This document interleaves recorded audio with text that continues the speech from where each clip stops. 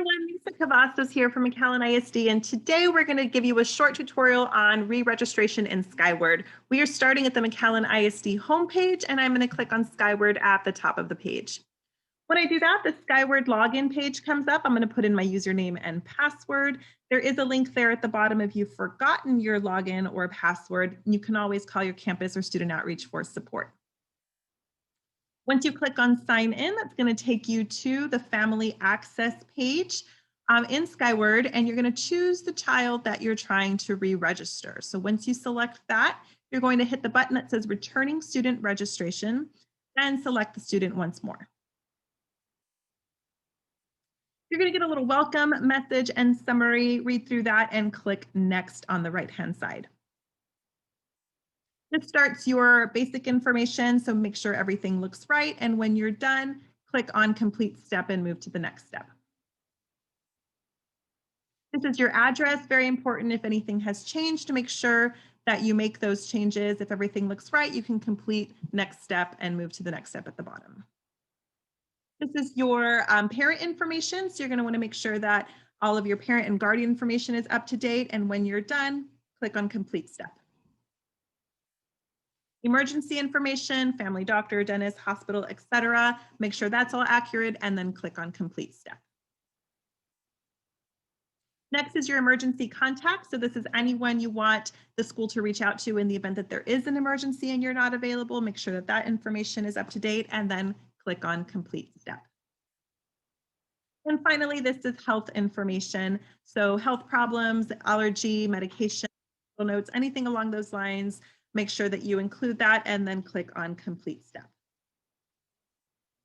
Step 2 is verification of your ethnicity and race. There is a little welcome message from Dr. Gonzalez. Click on continue after you've read that.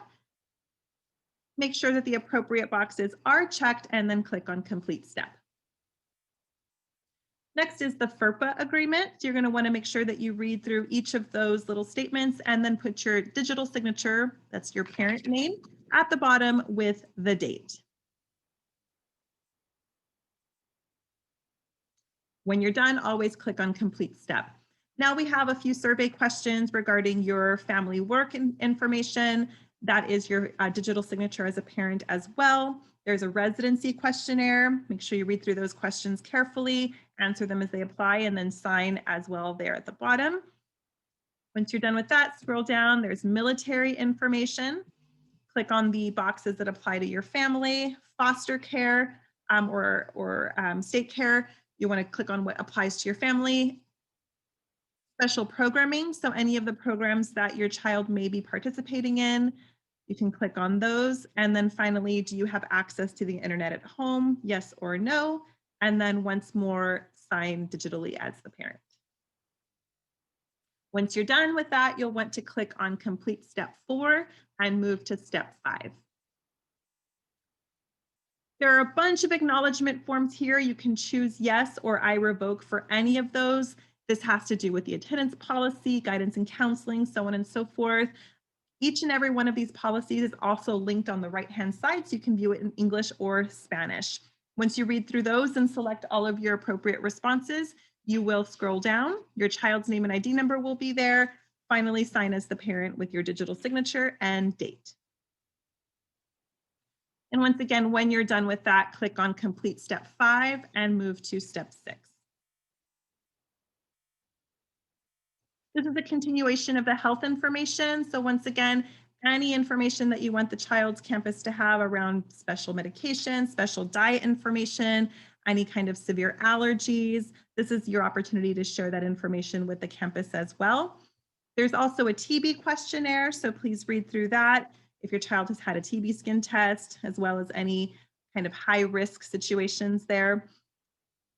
Go ahead and complete that, and then sign it with your digital signature and date.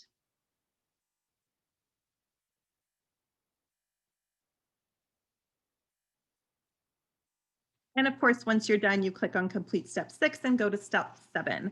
Step 7 is a summary. So you'll see all 6 steps listed. And so long as you see the word completed with the date and time that that was done, you are ready to go. Once it's all complete, you can click on returning student registration, submit there at the bottom, and you are done. Your child is now registered and ready for next school year. Thanks so much for watching. Bye-bye.